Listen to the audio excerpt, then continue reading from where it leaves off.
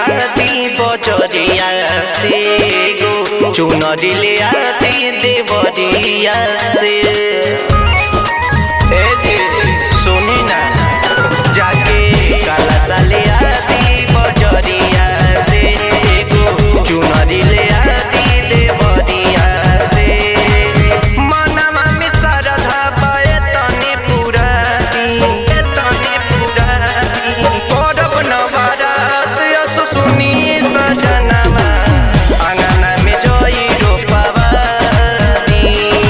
करब नवरात असो सुनी सजनवा आंगन में जोई रोपवा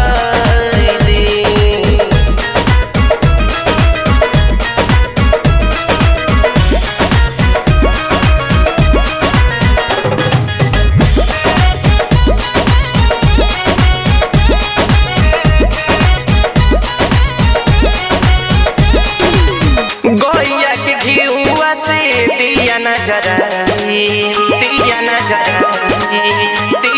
जराई हाँ हाँ गैया के घिउआ से दिया न जराई। सातो बहिनिया के घरे बुलाई मौलिया के पुतावा से फुलावा मंगा दी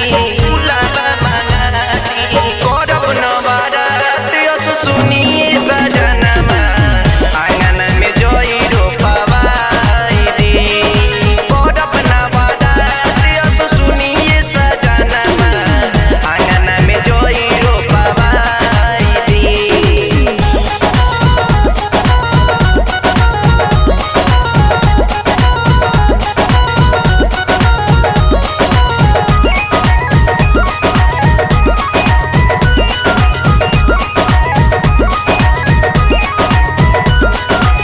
बेदर्दी किशोर घरे हो खता पुजारी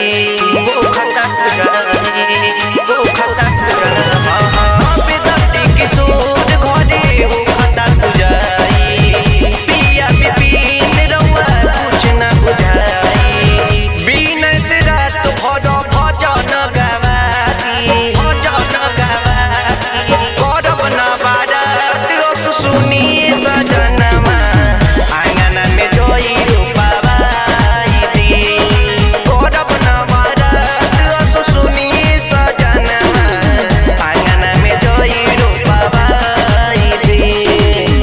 ए जी सुनी आपकी पारी नहीं कुछ छूटे के चाहे।